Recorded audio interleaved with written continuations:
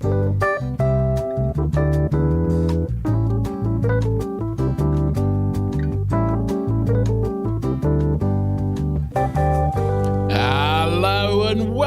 to another Happy Pod, the only podcast that you are currently listening to. My name is Nathan. As always, I'm joined by my wonderful co-host. His name is Lawrence Thomas Hicey. He is going to tell us what this silly little show is all about because no one cares about him or his life. Didn't even get a chance this week. Fine. Fine. Nathan, this is the show where each week we get together to discuss something in the realm of pop culture. It could be a movie, it could be a telly show, it could be a video game. But the main thing is that we do so without any of the toxic discourse that is oh so prevalent these days. How the devil are you, good sir? Lawrence, I'd like to thank you, first of all, for taking time out of your anniversary to spend with me and record this. Your wife is very angry. She's in the corner. She's very pissed off at both of us because we just need to podcast, okay? We took time out, we watched a movie, and now we're here to discuss that. So thank you. And happy anniversary to us. Yes, exactly. It's the day that I was your best man and you were my groom, and we had a lovely time a year ago today. You do. Just for clarity's sake, you do know it was yesterday in real Lawrence! life. Okay. Don't break the magic. Okay. I just wanted you to be aware. Of course I knew. Okay. I was doing a funny little bit, Lawrence. I liked it. It was a good bit. I was just clarifying that my wife has been stood in the corner for a week waiting for us. So oh, no. I was adding to the bit, if anything. Well, no, you ruined the bit. I apologise. I've taken time away. I've watched a movie. We're going to talk about the movie. But before we do that... You've already seen this movie. You hate this movie. You haven't shut up about it for 7 weeks, Lawrence. Don't show my hand. Although sorry. saying that, I am extremely nervous. I feel like this could either be our biggest argument or our biggest come-together moment of the year. So I'm nervous to hear what you think about it. Good song, Come Together, the Beatles. Stop it. Stop teasing me, Nathan. Come together... Right now. Over me. And speaking of come, I love... I don't even... What you love, Nathan, is when a listener suggests an episode. That is what I love. Thank you. I absolutely do love that. And this is... I mean, it was already on the schedule anyway. So it's like... Shush! But, I mean, if a listener has suggested it, we will, of course, give them credit. And this one actually comes from our good friend P.S. Moore, from London, who suggested that we do Saltburn, and in the section where they are able to provide a brief summary of why it should be covered, P.S. says, it's fucking batshit. And that's all they said, so thank you very much, P.S. So yeah, there we go. It's certainly something. Do I want to ask you? Do you want to ask me what? How you feel about it? I feel like I'm going to have to at some point. I mean, you'll have to at some point. No, not unless I just talk over you the entire episode. I mean, you could. You do it most podcasts we do.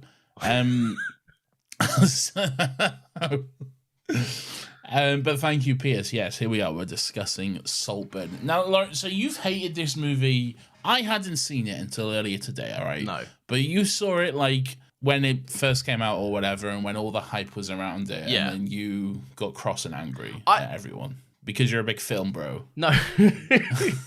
It sat with me for a little bit. Because only you understand cinema. Fuck's sake, Nathan. It sat with me for a little while, and I was, like, unsure on where I sat with it. But the more I've thought about it, and, like, seen about it, and just... Because it's been really prevalent. Like, it's not left the space. You can't go on TikTok without hearing Murder on the Dance Floor, right? Like, it's everywhere. It's a popular song. It is but it became more popular again. Who's the artist? Sophie Ellis-Bextor? Yeah, she changed the title of the music video to "As Featured on Saltburn" on YouTube. I'm fair enough for it. Oh, get the bag! I'm absolutely fine with that. Yeah, yeah, get that bread. But no, I'm not a massive fan of this. I can go into reasons as to why. Because I'm happy that people have like flocked in masses to see something a bit different.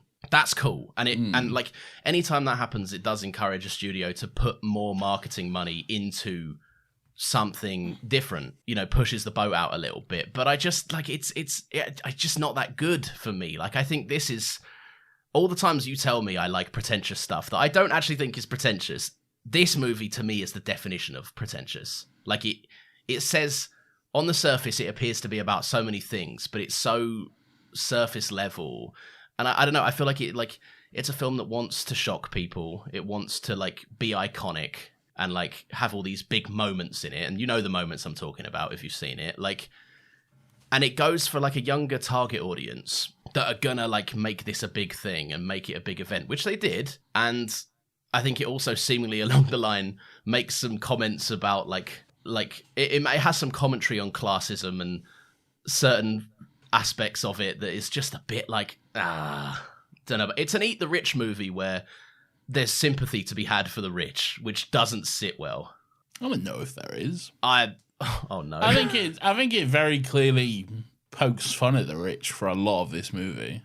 There's definitely, it's satire, but like at the end of it, there's a certain question about like whether two actions of two factions were equal. Oliver and the family were like who was in the right, who was in the wrong. And I think it'd be more interesting if it was ambiguous to like, or if we saw the family do more terrible things, because Oliver's bad deeds far outweigh the family's bad deeds of what we're shown on the screen. Do you see what I'm getting at? Yeah. All right, give me your thoughts. I don't want to, because I really don't. Genuinely, I hate just ragging on shit. So I do have positives about the movie as well. I don't mind it. Yeah, I think it's pretty okay. It's not my favorite movie ever. No, yeah, but like, I was watching this and I knew you hated it, but okay. I was like, I think it's fine. I don't think there's anything necessarily wrong or bad about it. It's in 4:3. Okay, yeah. We're doing this early, are we? For no reason. I see. That's one of my positives about it. God, we don't agree on anything. God, do we? you're such a prick. All right? Why is that a positive? Because and this is in the big 4:3 rant we had, so I won't go over it too much. But like, it does. It uses it for the purpose that 4:3 is still used for, right? Like it does close-ups on faces very well. It captures Saltburn very well in terms of it being a big building.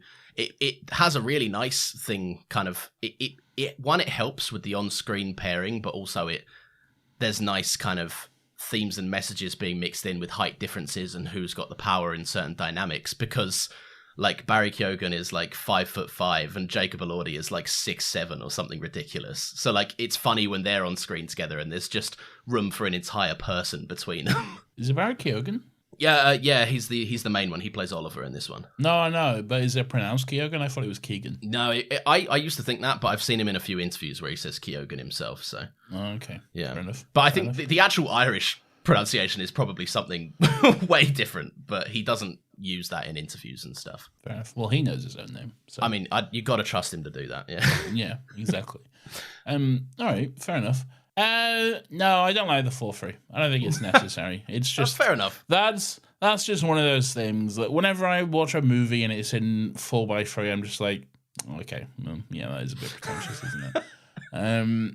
It's just so unnecessary. And you say like it's good for close-ups and like fucking close-ups on faces, and like there's no reason why you can't do that at 16:9 or 2:3 or whatever the fuck. Like it's you can do it. I do see your point, because, yeah, it's been done. It's not like any movie with a close-up in it that isn't in this format is awful. But, like, it definitely is a choice. And Linus Sandgren, who shot the movie, he's shot, like, a load of other things that mostly are in 239. I think that's it. Like, he did La La Land, he did Don't Look Up. That I didn't see that movie, but you did, right? You liked it? I did, yeah. Yeah. It's fun. And I just, like, he's a very good cinematographer. I think, like, you know, aspect ratio aside, we'll disagree on that, but like the imagery in the movie is quite nice to look at. It looks good. Yeah, it's a good looking movie. It looks great. I don't think there's any part of it where I'm like, this looks like shit, because it doesn't. It's very well shot. It does look great throughout the entire movie. I think it uses lighting very well. Lighting's a big really part does, of this. Yeah. It's the atmosphere is always set perfectly. I think it always manages to strike the look and the tone of it. Always seem to do a great job of matching up. So yeah, it's shot very well. It's just I know if you're gonna do it in 4:3, fucking do it in vertical. Where do you draw the line, man? It pisses me off. They've drawn Nathan. They've very clearly, by definition, drawn 2 lines where they want them. But why? I don't get why.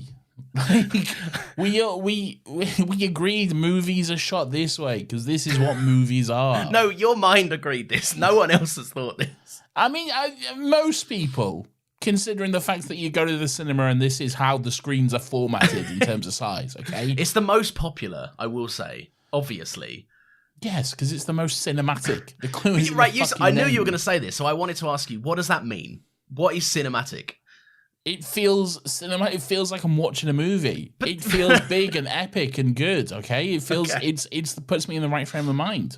Okay, but that's your frame of mind. That's how you digest movies. Yeah, and most people. Yeah. Okay, fine. Look. But am I wrong? Because you go to the cinema and the screens are that size. If you go watch like a movie and it's in 16:9 at the cinema, it's not filling up the whole screen, is it? Yeah, it's not. I take your point. Exactly. I see what you mean. There are some times where, like, I've tried a few times to get into Always Sunny in Philadelphia, and the aspect ratio is like, I don't know, it feels claustrophobic almost. But that's what's that showing? 4:3 for like the first season or so. Because it was like proper early. And it is like on a camcorder. It looks like arse for the first season. But like, yeah, but then it wasn't shot with 4:3 in mind. That was just the time period that the the TV show was shot in.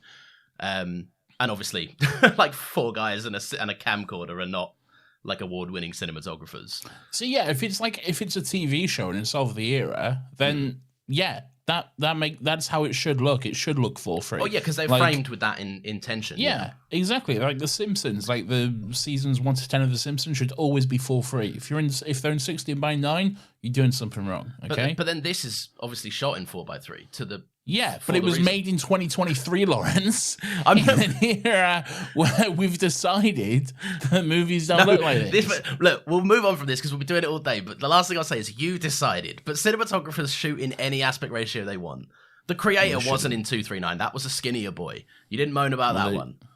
Yeah, because it's at least fucking more like, what if it's skinnier? Fine, whatever. I don't care. But not fucking 4:3. But then I ask you the same question. Oh, I could get to the point where it's just a straight line. Where do you draw the line, Nathan? How can it be one? How can it go in one direction but not the other? That's just pedantic, isn't it? I think you're being pedantic about 4:3. I am, and I will be pedantic about this movie as well. I have a lot of questions about when this is set because makes no sense to me. Yeah, I mean, yeah, there are some certain things that don't add up. Yeah, there's a lot. The whole thing doesn't add up. It's a fucking mystery box of when exactly it is. All right, before we get into any of that, so obviously you said it yourself. You know that there's been this massive like buzz around the movie. Yeah. Where did you hear about it? Where? Yeah, because normally when I bring up a movie that isn't like a massive thing or like a thing that people are talking about, like you normally have either heard of it and not been interested in it, or go, what the fuck is that? I think it was actually my sister who told me about it first of all. Yeah.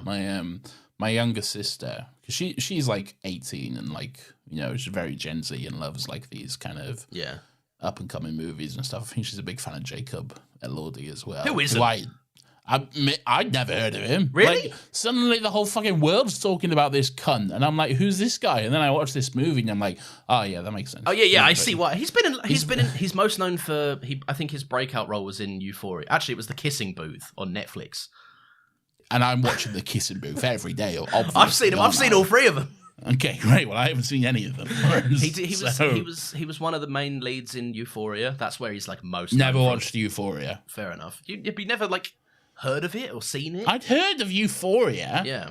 But everything I heard about Euphoria made me not want to watch it because it was like, oh, look at all these fucking 16-year-olds in 10th grade and they're like doing meth and all shagging each other and everything. And I'm like, it's like if Skins was on LSD. It's ridiculous. Yeah.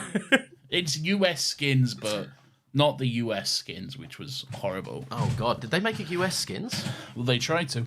As they did with everything. Yeah. Very quickly got cancelled. Fair enough. All right. So your sister told you about it. Yeah. So my sister told me about it. And then I was like, okay. But I never planned to watch it. Yeah. And then, you know, everyone was talking about it.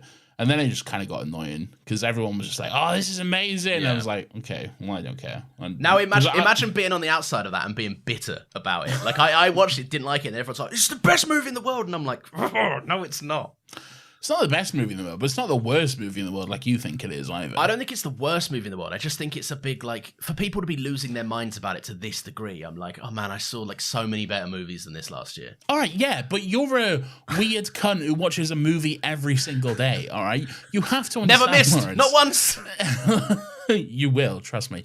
And I've been waiting. No, all right? you're practically counting down the days. I'm checking your letterboxd every single night. I've already noticed you stopped tweeting them. But I deleted the thread. It got annoying to post them too many places, yeah. It got annoying to everyone, trust me. But yeah, you have to understand that the average person does not watch a movie a day, Lawrence. To the average person, frankly, that's fucking insane, all right? Okay? So yes, you may know and may understand that there are so many better movies, okay? Yeah. But then, like, I see, like, fucking people... I think this is just me complaining about film Twitter again, but like, oh no, strap in everyone. Like fucking people were. It could not compute these absolute fuckheads that people only watch a certain amount of movies in a year. Yeah, like someone maybe posted like, oh, maybe like the 13, 14 best movies, or just the 13, 14 movies they saw year to year, and then all the film Twitter was like 13 movies. Oh my fucking God. That is as if it's the most batshit insane thing. I'm like, yeah, but you're obsessed with this shit, yeah, right? Yeah. You live and breathe this shit. Normal people don't, okay? Like, no. if you're really into books, you read, you're not reading fucking 100 books a year. No, I'm not, yeah. Exactly. It's just... people have different interests, and that's okay. Nathan, I never said this. I know you didn't. Leave me alone.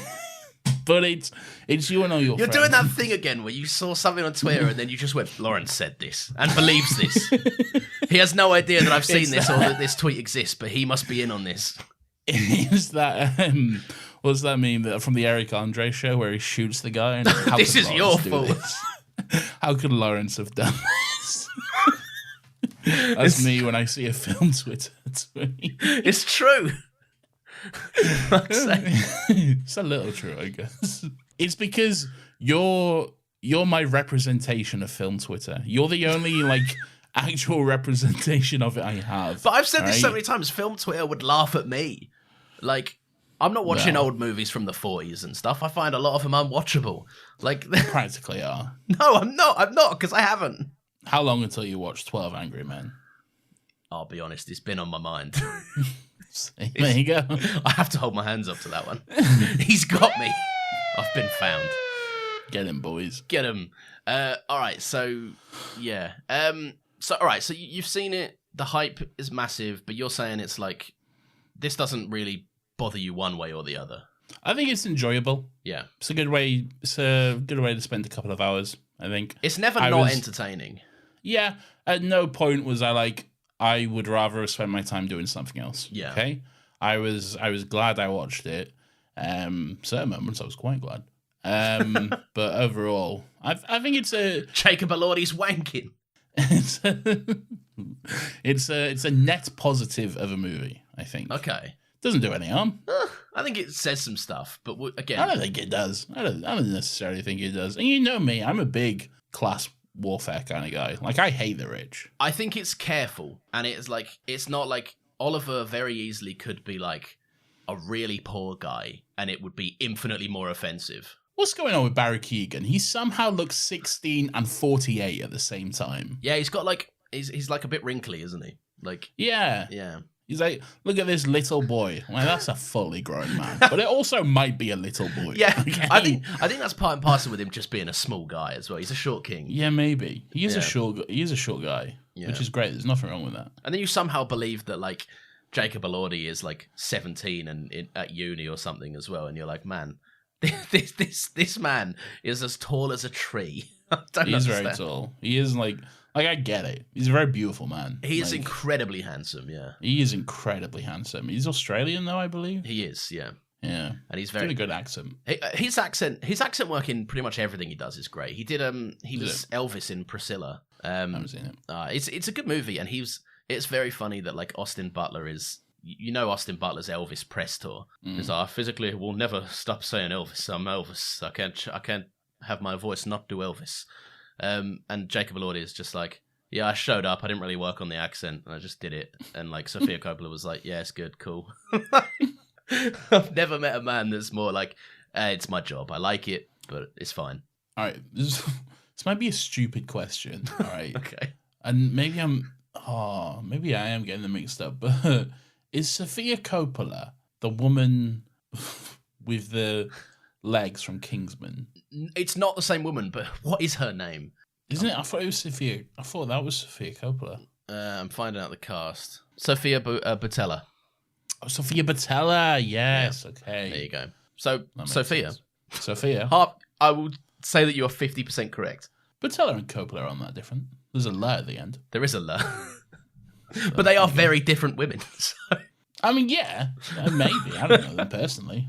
So, but yeah, no, right. Look, all right. I want to do positives because I don't want to front load this with just me screaming at stuff.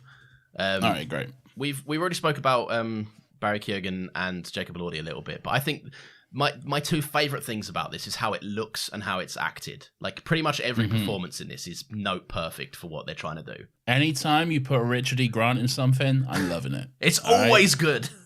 What a delight to watch that man is. Yeah. He's so good in anything. Like he could be doing the most stupid batshit sane thing like you've ever cast him in, and he will put 110% of his dick into it. All right, he's that fucking good, mate. He just fully commits, and he has such a good time.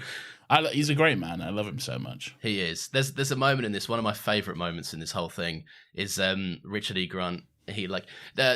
It's after Farley's been like kicked out in the middle of the night because he's been framed for stealing something or whatever. And Barry Keoghan goes, "Oh, what are we going to do when they bring it up?" And Jacob Elordi goes, "They won't." And then immediately Richard E. Grant comes out, doors bang open. What a glorious day! Yeah, he's perfect as this like just neglecting the sour parts of life elitist snob. Yeah, it's very good. It's very good. Yeah. Barry Keoghan's always great for a little weirdo freak, isn't he? Barry Keoghan's another one who seemed to just like come out of nowhere.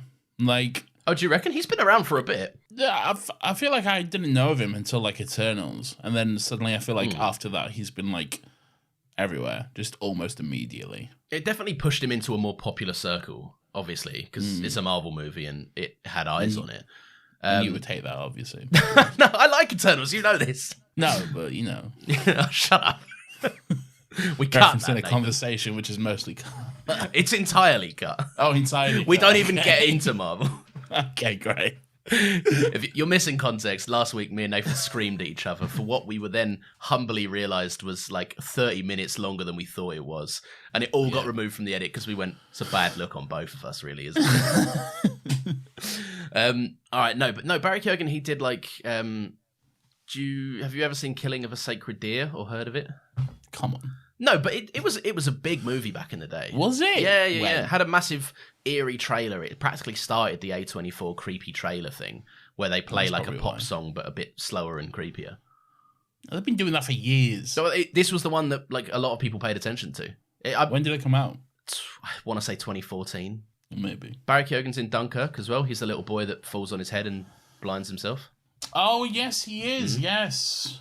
Of course. He's also the Joker. I know he's the Joker, Lawrence. That's what I'm saying, man. You want a freak, you get Barry Keoghan. He's good at it. But he's also the Joker no one cares about. Yeah, well, he's the Joker that I don't think was quite given a fair run just yet.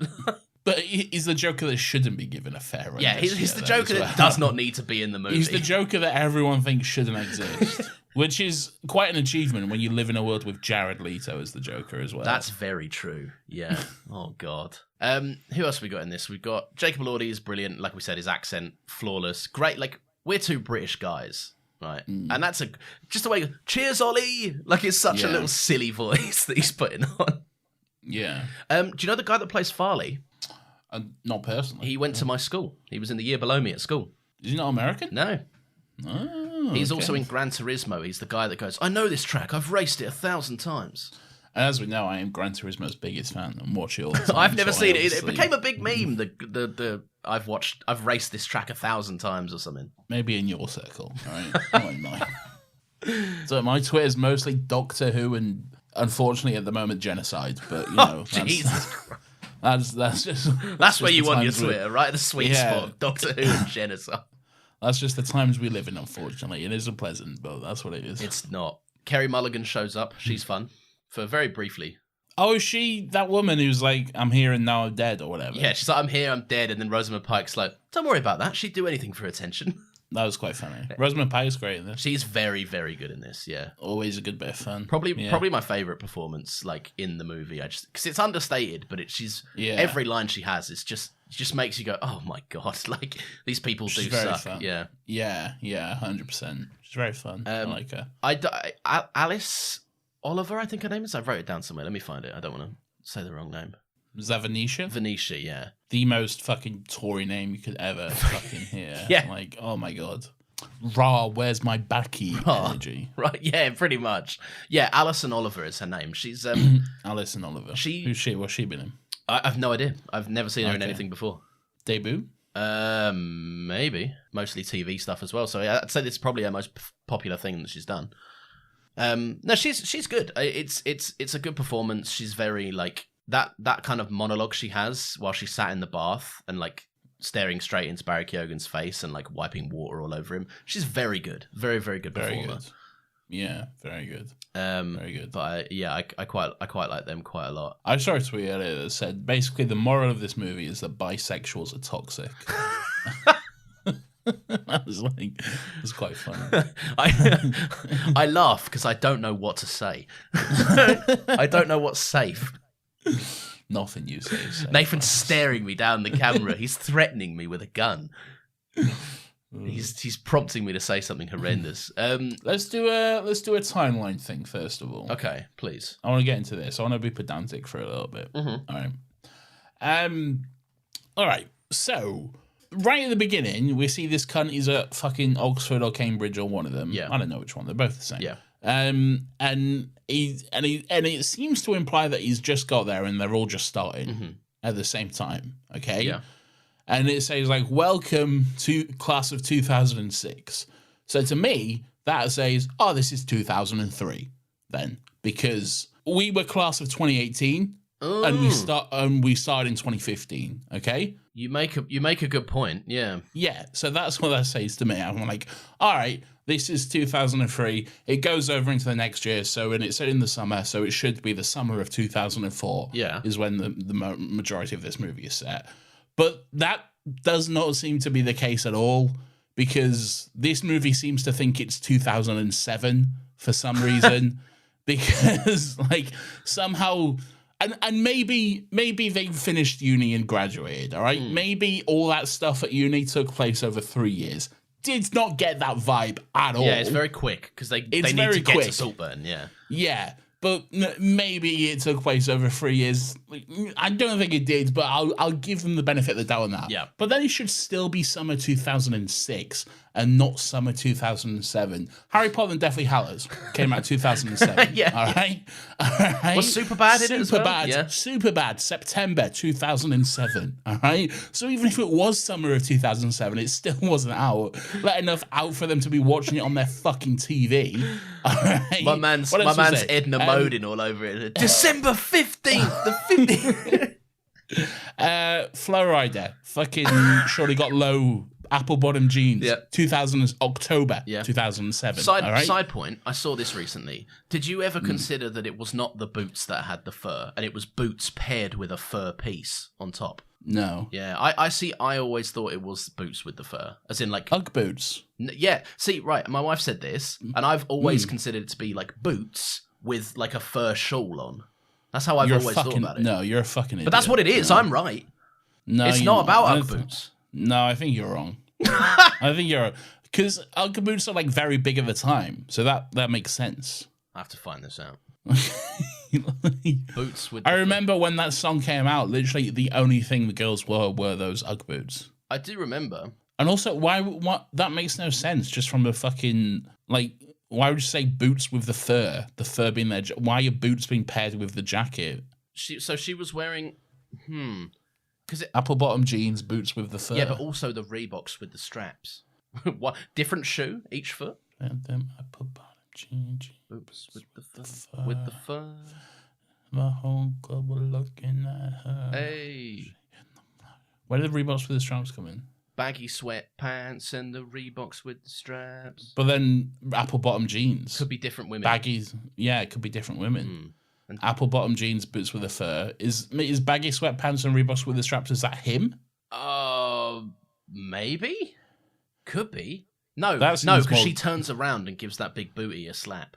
No, wait, but surely had them apple bottom jeans, boots with the fur, The whole club was looking at her. She hit the flow. Confirmation from T-Pain, who is a feature on the song.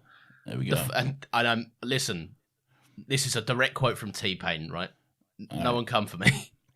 The first girl is dressed how Flo Rida likes. Second girl is dressed how I like. So Flo Rida, we can infer from this, likes the boots apple with the fur. Jeans, yeah. And boots with the fur. And then he says, Flo likes a classy lady. I like a lazy bitch. Okay. So she's in baggy sweatpants and the Reeboks with the straps. All right, well, there we are. All right, well, at least we've solved this. That was important to solve that. Right, anyway, more timeline stuff. Go on. But anyway, yeah. So then the movie, like, I can go with it being summer 2006. Again, I don't think it should be. It's still wrong if it's 2006. Yeah, either they don't know what class of 2006 means, or they somehow got the fucking timeline wrong. I mean, probably both, to be honest. Yeah. But, like, yeah. And then if it's summer 2007, that's just not right at all. But then also, like, and then at the end, I'm like, is it 2020 now? Because we're at a cafe and everyone's wearing masks? Is it like COVID? He is older, happening? So it is supposed to be. I knew it was supposed to, but I'm like 14 years older? Yeah. Like, they've given Barry Keoghan a comb over and that's about it. Rosamund Pike still looks 30. Not aged a day. Like, fucking not a day of age on her face and also, whatsoever. I like, we've already said this, I like Richard E. Grant. What's going on with that age gap? Is it that big of an age? Well, yeah. I mean, maybe Rosamund Pike's just very elegant for her age. Rosamund Pike, like, no disrespect to her, but she's not a young Gen Z lady, is she? Okay. You're trying so hard not to call her old. She's 45 years old. Okay, but I'm not young, not old. But also rich people, you know? They've all got child brides or whatever.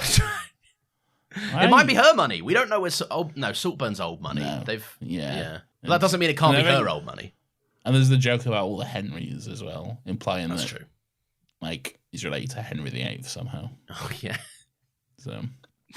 The movie. The movie. Yeah. So I don't know. The movie doesn't know when it's set, or if it does, it just does a bad job of. Fair enough. This is so stupid though. Like, it's so easy to get this stuff right, and this is why it annoys me so much. Yeah. It's like one simple Google search, and you can figure out when the fuck Harry Potter came out, man. It's really not that difficult, you know? It's one of, like, the most well-documented film series of all time. I know, mate. Oh, yeah. God. No, I do know what you're saying. I wish that was where my nitpicks ended. Like, genuinely do. Okay. All right, look. To set this up, yes. Have you seen Promising Young Woman, Emerald Fennell's first movie? No.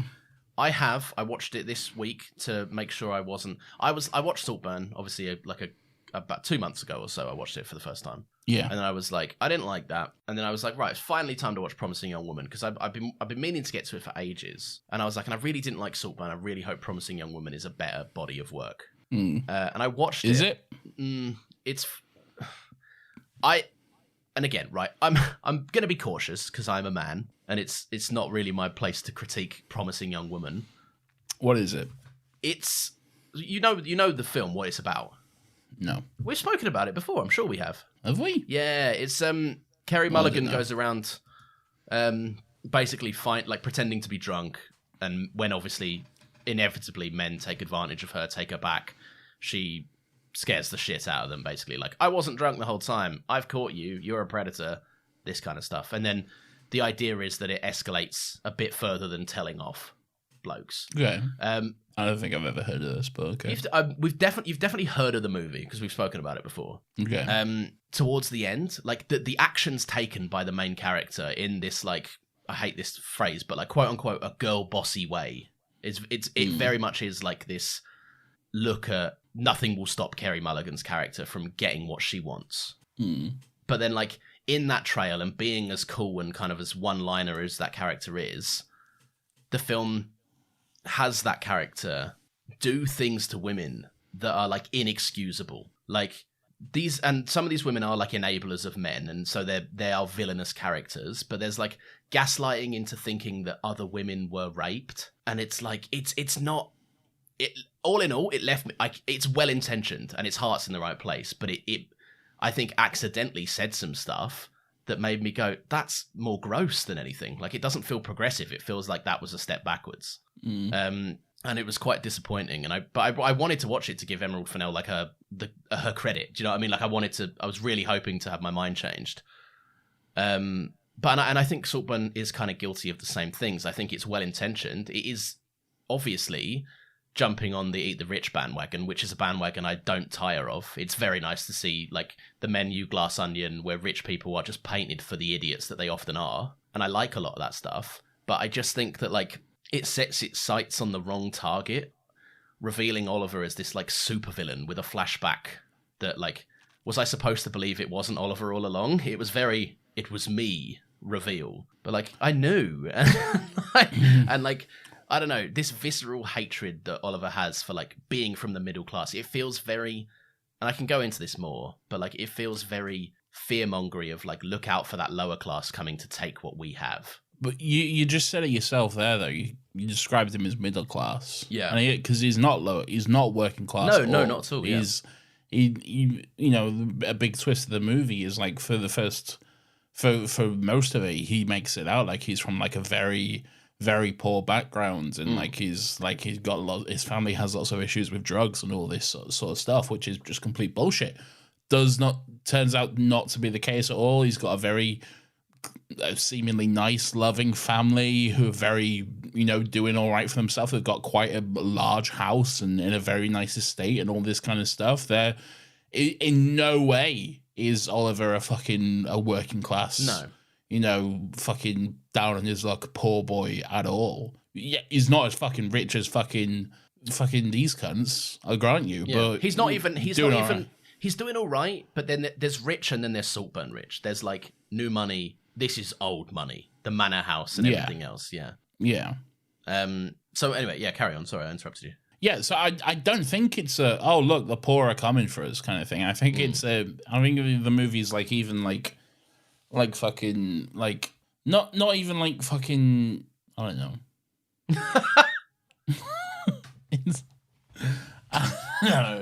I just think like because if Oliver was actually poor, then I could see what you're saying, but he's not. And but that's why I think it's like there's an element of it that like it's such a fucking strange movie, because if Oliver was poor, as he said he was, the child of like an addictive set of like an addict set of parents who like abuse him and each other, and then he ends up like spending time at Saltburn and then growing to hate how kind of what's the word? How kind of like fickle they are with their connections and friends, and he ended up taking that power for himself and essentially dismantling a family that abused their power. I could get behind that, but it's more like this guy who has stuff he wants. Like, he's not wanting for anything. He's an incredibly smart guy at Oxford with a family who are like absurdly nice to the point of silliness when they go to that house. It's very like, we haven't heard from you in 6 months, but we're so proud of you, son, darling boy. Like, I don't know.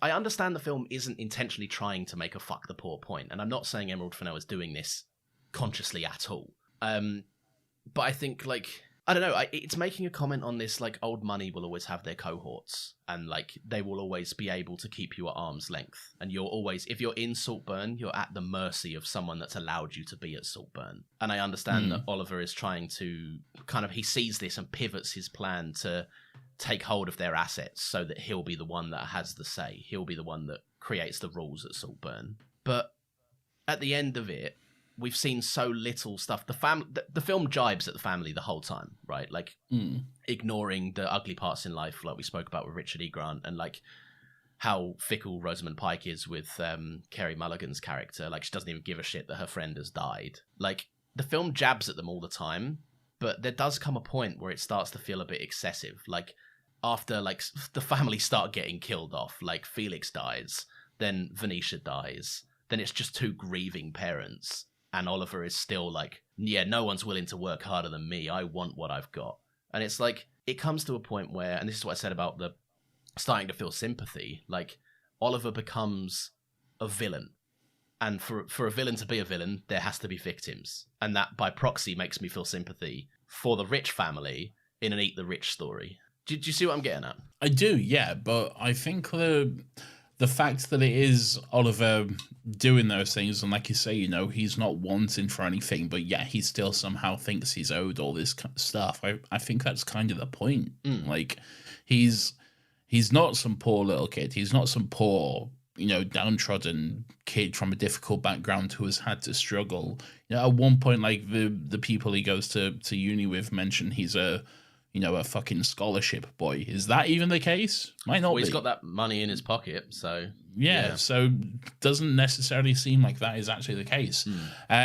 So it's I think it's privilege. It's a point of privilege. It's someone who comes from privilege thinking, oh, they've got more privilege than me. I deserve that, actually. I deserve that privilege. Okay, yeah, that's an interesting perspective, to be fair. That's kind of where I'm seeing it. I'm not seeing it as, like, Oliver, like the movie, having this kind of, like, message of, fuck the rich, but also watch out for the poor because they're pesky, you know? I don't necessarily think it's that point of view. I think it's privilege and how that is a fucking...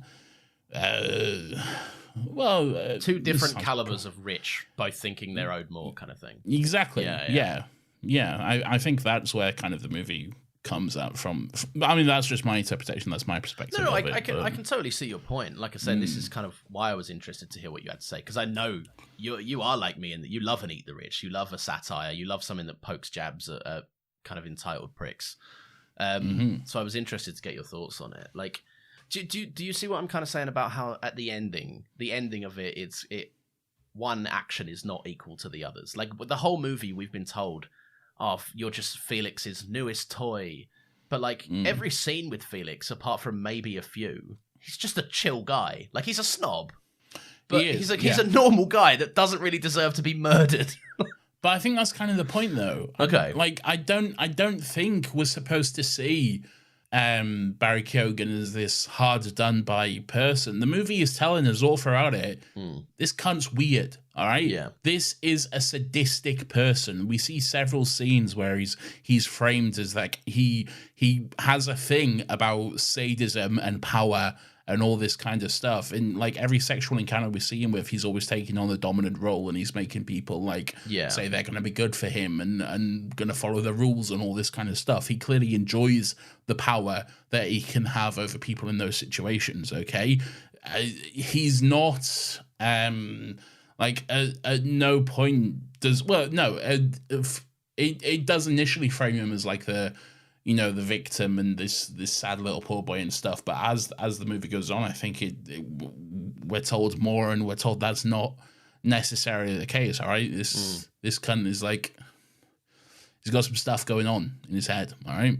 he definitely does. Yeah, he's got a strange ego, and he's not necessarily the hero of the piece. All right, well then, again, maybe it's because this film does frustrate me in a way that, like, I totally take your interpretation of it, and that's fine. Like, I guess I've watched it twice now. I've seen it the same way both times, and I don't know. Like, there is an element of it that doesn't sit with me, and maybe I'm letting public perception of the movie creep into that a little bit. Like, it's very disheartening to see like the Oliver's ending dance becoming a TikTok trend, and it's like, that's not the point. Like, this is not a good thing.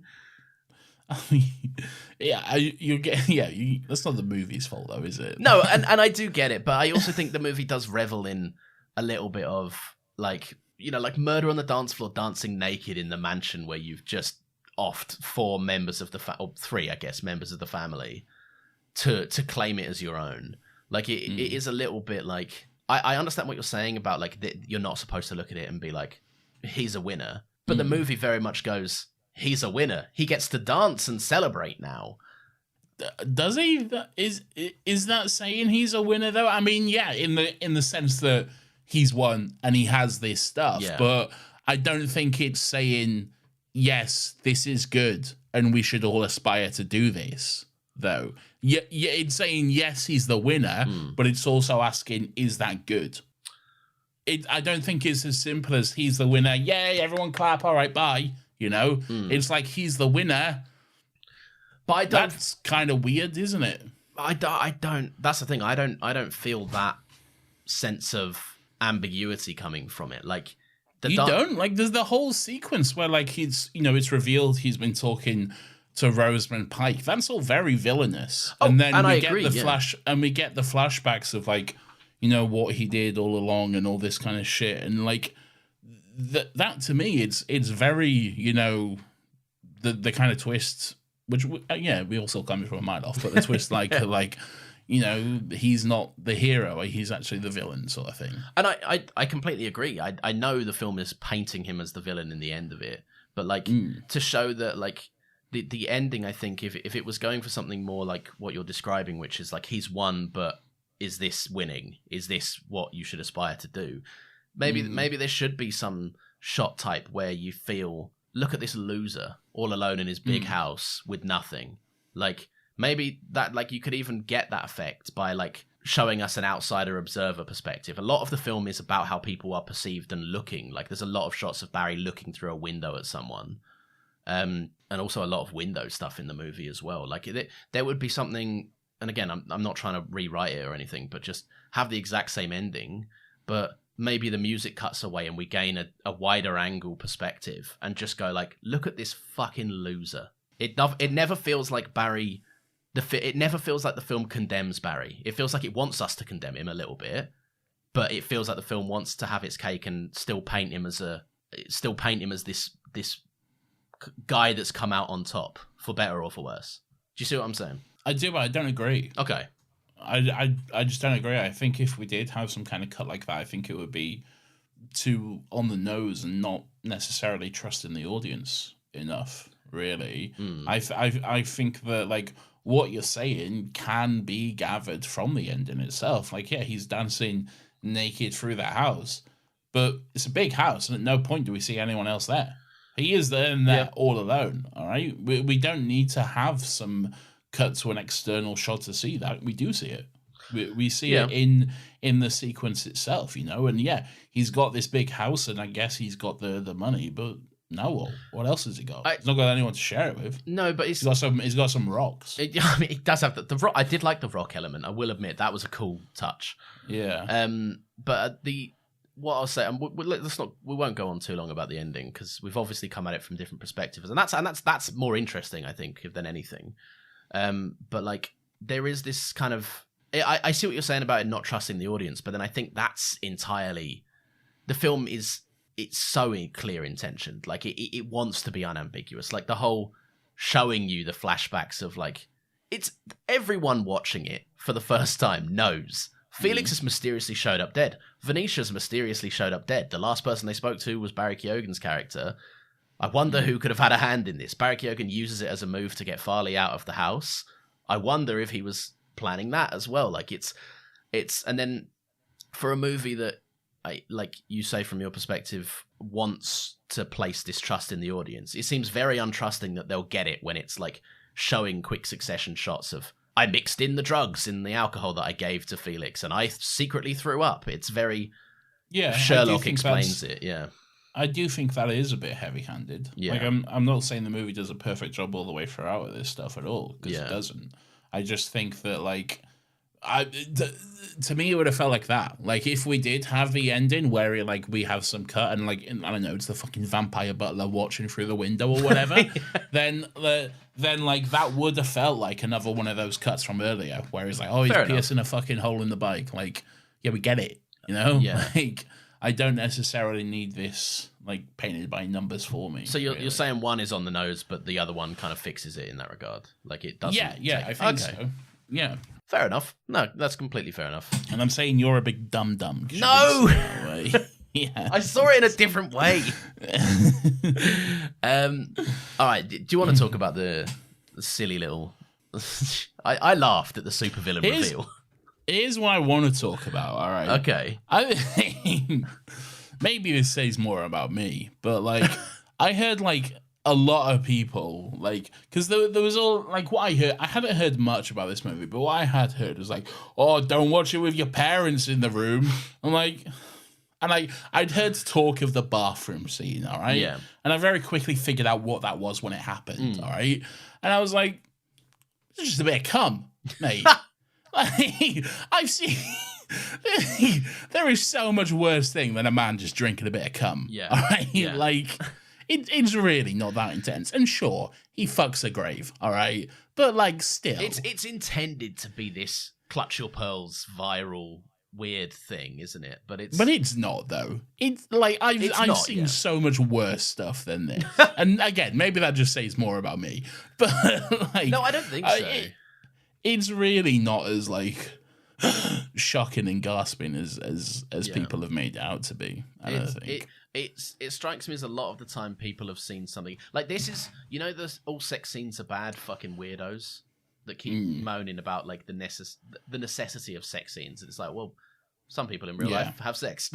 Like, believe it or not, it can happen, and people put it on film when it feels like it's important, right? Yes. And when it's normally because it's normally about some sort of power dynamic in a movie, or it's just a realistic depiction of two people that are attracted to each other.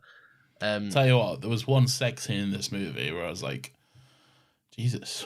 Ooh, which, a bit hot under the collar here. Which one was that? Was that Farley and Oliver? No, it was the vampire one. Oh, yes, the vampire one. I was genuinely a bit like, whoo, yeah. Okay. The movie's a bit vampiric in nature, anyway. Just this skulking figure creeping about a big manor house. There was genuinely one point where I did think there was going to be a reveal that they were all vampires. Oh, really? Yeah, genuinely, because like it was when he was outside with Anisha and she was like, "We're all cold-blooded" and all this kind of stuff. Oh yeah. And then I was like thinking, and I'd heard something to do with vampires about the movie. Now I realize we're talking about one specific scene. Yeah. But then I started to overthink it. And I was like, "Oh yeah, the butler's weird. Oh shit, maybe they are all vampires." And then I was very glad that didn't turn out to be the case. I mean, look, it would have been different. I could have would have been different. There's a world where you could get away with it in this movie. I think it is an absurd movie that's quite over the top in regards to a lot of things. And there was like a weird like Oliver was at that like dinner party and he was talking to that woman and he was like, "Oh, how long have you been married?" And she was like, "A long time," but wouldn't specifically say how long. And it seemed to imply that they'd been. And I thought, oh yeah, vampires have been alive for hundreds of years. You're there going, "Oh," pointing at the screen. Yeah, so at one point I was like, "Oh, this makes sense." I have deduced a clue. Yeah. Nathan puts on his Sherlock hat. I don't know what they call, like a stalker cap or something. A deer stalker. That's it. Called. Yeah. Yeah. Yeah. Look, I don't know. Like all in all, I just think the movie is like, and maybe this, I disliked it more. I think after watching Promising Young Woman, I think Emerald Fennell doesn't do very good endings. If you watch Promising Young Woman, even if you disagree about everything I've said. The ending, and I won't spoil it for you, is genuine. I laughed like out loud in terms of how kind of contrived it all happens to be, right? And like if you want to, I won't spoil it for anyone listening either. But like, there are. Firstly, it makes one definitive statement that is, and I've read up on it because I was like, am I just wrong? Like, is everyone seeing something that I'm not?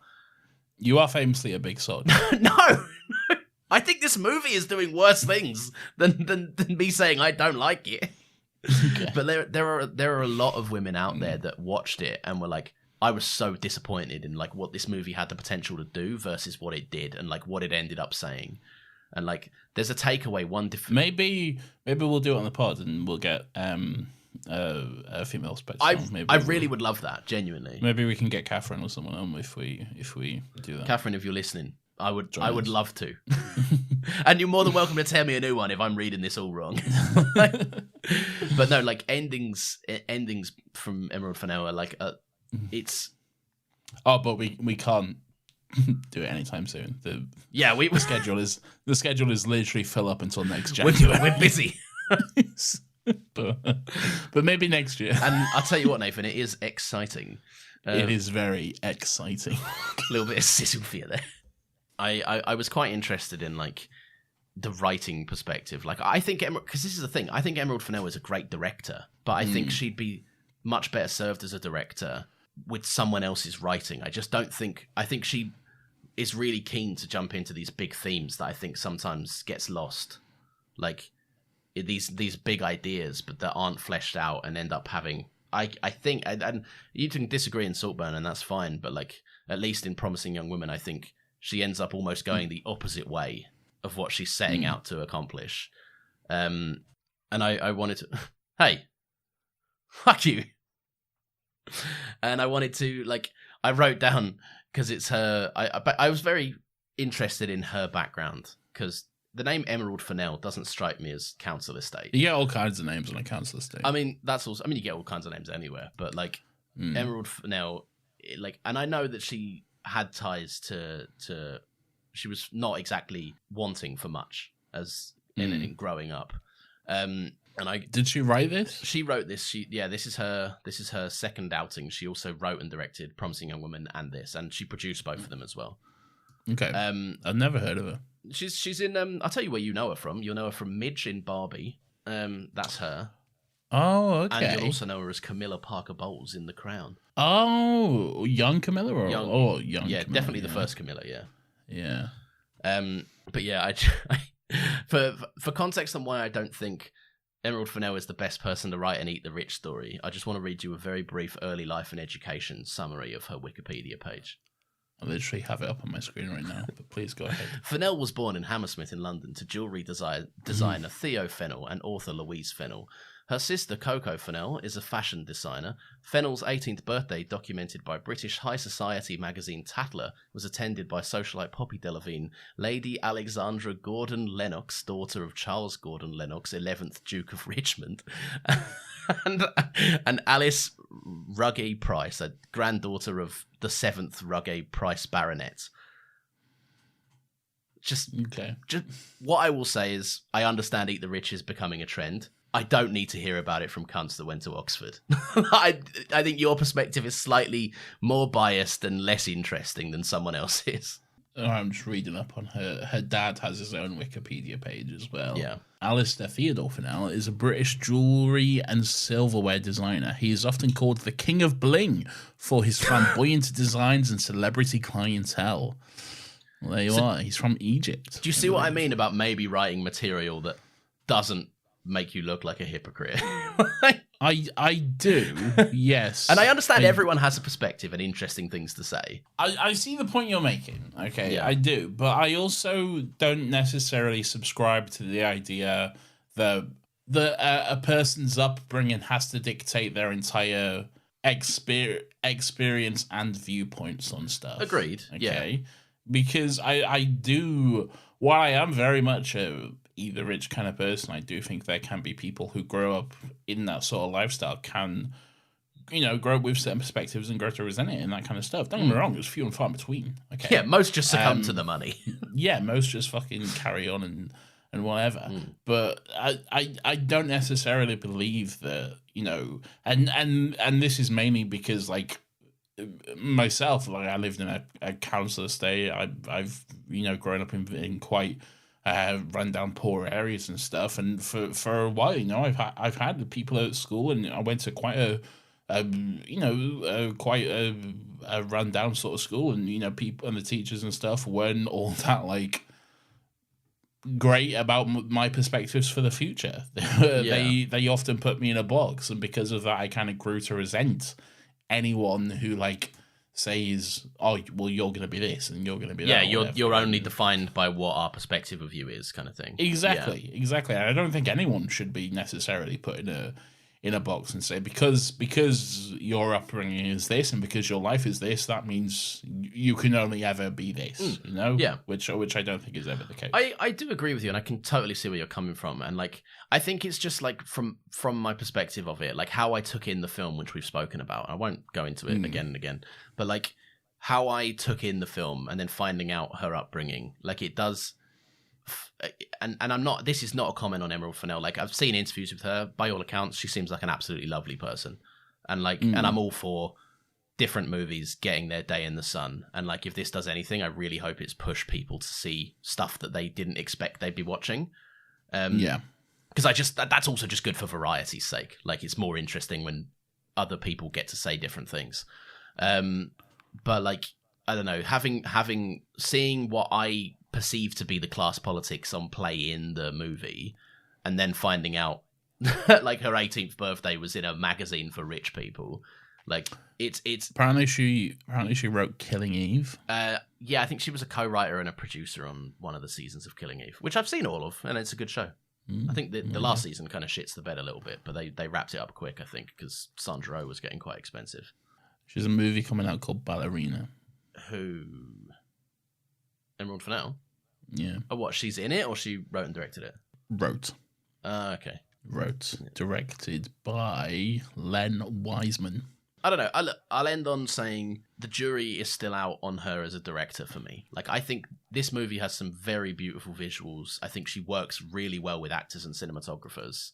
Like, in this movie, it's very clear that she like harbored a good set that people felt comfortable in to do some good work. I also like that she's casting relative unknowns. She's obviously got Jacob Elordi, Rosamund Pike, Richard E. Grant, and Barry Keoghan, but then like they're not that unknown. No, but then really. like Archie Madekwe, very new, and Alice Oliver, I think was her name we said earlier, playing Venetia. She's also, like we said, this biggest thing up to date. So, like, yeah, I don't know. I think she's a good director that works well with people, cast and crew. I just think that as a writer, I've been unimpressed thus far. But I hope to see more cool stuff, because it would be cool to really. It's not good to feel bitter about these things. I hate being on the outside of this stuff when I dislike something that most people like. I'm like, let me in. I want to have fun and understand things too. Sounds like you love it. No. All right. Shall we do some recommendations? Sure, Lawrence. Nathan, it is that time that we recommend some lovely stuff. What we do is we tell each other some stuff that we've done. It could be something we've watched, read, listened to, or experienced. Just anything that we've done in the past week that we would love to share with each other and with our lovely listeners. Nathan, what are you recommending? Lawrence, you always go first. You know. I know, but it feels unnatural to just go into it after I've just introduced it. Well, then I'll just throw it back to you every time. I mean, let's go with that. That's fine. That feels better. Okay, great. So after a movie of me absolutely slating class politics, I would like to recommend a hotel massage. God, okay. No, at the country club on the weekend, yeah, exactly. Yeah, where I have my robes and my breath mints. Great. No, it was my anniversary recently, and I went for a stay in a hotel. And in that stay, there was a package included with a little spa. Now, I've never had a massage ever in my life. And as a man who spends most of his day hunched over a laptop, my shoulders were in dire need of some tender touch. And it was lovely. It was very relaxing. There was nice spa music going on. Was it a couples massage? It was, yeah. Were you like holding hands across the table? No, we were far apart, and there's a form you fill out in, like, you know, like what kind of pressure are you comfortable with? Just a lot of ticking consent stuff. Was you like unrobed in front of them? Did you like have to disrobe and get your bare ass onto the table or something? No, it wasn't a full body situation. No, I was shirtless with my swimming trunks on. No back sack and crack situation. No. It was lovely. We ticked in the consent form. It said like, would you like a chatty massage or a quiet? I was like, fucking silent. Do not say a single word. You talk, I'll scream. I am naked and afraid right now. Yeah, don't even look at me. Close your eyes. Yeah. But yeah, it was a lovely experience, and I felt I mean, I had a good night's sleep, and all the damage has been done again. Like, I just have a bad, terrible back, apparently. But it was very nice, and it was a great half day while it lasted. But very fun, and I'd recommend if anyone else is feeling, you may not even know how pent up and stressed your body may be. What was the price tag of this? I don't think you can fully recommend this without dropping the price tag of your full weekend stay. So I didn't actually pay for it. This was a gift to my wife from my mother. From your mother? From Mary? From Big Mary, yeah. Mary's got that Saltburn. I don't like it when people make fun of the middle class, Nathan. Exactly. Right? That's why you fucking related to Barry Keoghan. No, look, I don't know the exact price tag, but I know that it probably wasn't too cheap. But probably not. I mean, just also, that's nothing to stop you. If you've got someone that you trust and you're comfortable around, get some oils on Amazon. Have a go at it. It's not bad. I wouldn't recommend that. Nathan's scared of being greasy. Yeah. That was the other thing. It was a little. They were like, "Are you comfortable with like oil in your hair and stuff?" I was like, "Yeah, I'm just going to jump in the shower as soon as I go back to the room." But then it was like all in my chest hair. Why would you? If you jump in the shower, that to me just seems like you're just undoing all that work they just did on you. Just immediately. No, because I'm not. I don't get in the shower and then sit there and scrunch up my neck, do I? Like I just shower like a normal. I can't just lay down for the rest of my life and keep the effects, Nathan. No, I would. Maybe that's why you should never get one. Yeah, this is who I am. No, just wheel me around in one of those hospital beds. Nathan's on the gurney again. Yeah. All right, what are you recommending? Lawrence, nothing as pretentious as you. I am recommending Ted, the TV show. Oh, yes, you were getting into this, weren't you? Because, yeah, it's a bloody good time. It recently came out here in the UK. It's been out in the US for about a month or so now, or 2 months or something. But yeah, it recently came out in the UK, so I've been watching it. And you know what? I've been having a bloody good time with it. It's very funny. I think Seth MacFarlane often gets a bit of a bad rap because they're like, oh, Family Guy, 14-year-old boy humor or whatever. Yeah. And like, some of it is that, but some of it is genuinely fucking hilarious. Yeah. And I think Ted is a great show with really good performances and just some very, very funny writing. It's just a good show all around, I reckon. I think also like Family Guy was consistent. Like when Family Guy came out, it was like pushing the needle further than comedy had gone in a while. Like in terms of what it was designed to do. But now it's obviously people are so used to Family Guy, they've done that revisionist thing where they go, hang on, did this always suck? It's like, no, it's just 20 years later. Yeah, exactly. You're just different now. You're older now. Yeah, that's all it is. Yeah. No, but Ted is really good and some really great performances. There's the young guy who plays like young Mark, because it's a prequel from the movie. Young Marky Mark. Yeah, young Marky Mark. He's really good. Does he believe that he could have stopped 9/11 if he was there? Probably not, no. I don't even know if he was alive when it happened, so probably not. That wouldn't have stopped the real Mark Wahlberg. It's true, no. But no, he's good. He does a really good performance. He's got like this really, just the Boston accents are very funny. I love a Boston accent. It's something about it which is quite fun. We spoke about this as well. He's perfectly got Mark Wahlberg's very specific Boston accent as well. Yeah, he really nails it. Really nails the cadence of it. Yeah, which is very fun. It's very good. All right, how many episodes? There's this scene. It's 10 episodes. I've watched 7 so far. I think I've still got a couple to go. I was watching one yesterday. I was fucking crying laughing. The basic idea was. Ted and fucking Mark, they wanted to get their mum a job at the school, okay, so she could be a teacher. What they did is they went to the principal to talk about it. It's so funny, it's so stupid, but it's so funny. And Ted makes the offer that like if they do this, if they hire her as a teacher, he will ask a question at the assembly. But then like Mark goes, no Ted, don't. He's like, shut up, I'm gonna do it. It's for Susan. And then just the whole idea, like it's the worst thing he could ever possibly do. I'll really be debasing myself for this. Yeah. Oh, but it is just done so well. Just the fucking writing and comedy of it. So does Ted go to school?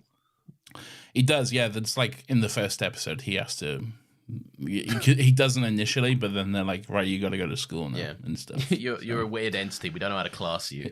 You're a weird magic bear. So yeah, I also just love how everyone just accepts the bear. Like, it's just not a thing that everyone is like, what is this? You know, it's just part of the world, and everyone's like, oh, there's that magic bear that we all know about. Does it have any narration, like Patrick Stewart narration in it? It does at some points, and it's Ian McKellen. Oh, yes. Right. Okay. So, yeah, they do have some Ian McKellen narration. I wonder if we'll talk about Ian McKellen at all this year. Oh, okay. Yes, I see. Nathan isn't. How exciting. Nathan's not very excited, if you ask me. I feel like it's already pretty obvious as to what. Shush. But okay. All right, so go and have a massage and watch Ted. Maybe do both at the same time. Yeah, do both at the same time. You'll have fun. You will. Yeah. All right. With that, thank you very, very much for listening, and thank you to Pierce as well for suggesting Saltburn. Like Nathan said, we were going to watch it anyway.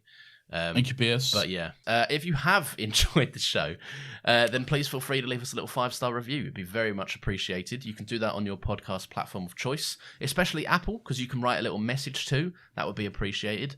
Next week, we are going to be doing this. Are we saying there's a chance that when we push that button, we destroy the world? Chances are near zero. Near zero. What do you want from theory alone? 0 would be nice. There's a bomb or whatever. There's a bomb and it's 3 fucking hours. Get down! Get down! Oh, wait, it's not going off for another 3 hours. We're good. Wahoo, it is not Mario. Nathan, do it. Do I have to? Yes, it's a thing we do. We're committed now. No, I'm not doing that. Oh, damn, he's broken the chain. Now I look a fool. We are also on Twitter. You can follow... Wahoo, it's not Mario. Fuck! Okay. You can follow us on Twitter. We are at Another Happy Pod. That's where you'll get post reminders for every new episode that go up every single Friday at 10 a.m. It's also a place where you can suggest topics, like this topic was suggested to us, and we also did The Thing a couple of weeks back. You can suggest topics if you follow the link in our pinned tweet. No promises, especially not really for this year. Yeah, just don't. By all means, please suggest stuff, but... And hey, if it's already on the list, we'll add you to it and we'll give you a shout out when it comes. We'll give you your fair dues. But also, if they're great suggestions, we may make room, but we also may not. We've made room before. We have. It's not unknown. Nothing is impossible. But our next free spot is genuinely not until the end of January of next year. So there we go. Nathan, we have another podcast as well, don't we? We do, Lawrence. It's called Still Got Legs. It's our Doctor Who rewatch podcast where every week we watch and discuss an episode of Doctor Who from the revival era onwards. We are just about to finish David Tennant's run. Ooh. Lawrence, we have one more episode left. Well, for now anyway. I'm seeing that thumbnail on BBC iPlayer of him regenerating, and I'm not ready to say goodbye to my beautiful boy. No, I am. I'm fucking sick of it by now. So I'm ready to go. So yeah, we're about to start Series 5 in the coming weeks here. It's a good time to get on board and join us if you like. Also, our YouTube channel will finally be, hopefully anyway, will finally be up and revamped within the next week or so. Hoping to launch that on... what day would it be? I think it's the 4th of March that's due to be relaunched. So, hey, if you want to listen to this on YouTube for some fucking reason, then you can do that there. We've both been working tirelessly to get this done for you guys. No, I have been working tirelessly. Much to my shame. Still Got Legs will also be there. And hey, maybe we'll do some other little videos, which we have done in the past, but then we kind of... stopped. Yeah, the effort was. I mean, that was like the first couple of weeks we ever did the podcast, and it was like all of this for 6 views is not much. Yeah, but maybe we'll get back into it. Maybe we'll do some stuff on there. But hey, check out the YouTube channel, Another Happy Studios. So there you go. There'll be a link in the description, Lawrence. Put it in there now whilst you're editing this. Okay, I'll do it now. Okay, I'll leave a beat for Lawrence to go and get that done, so he doesn't have to pause on a different tab. Great.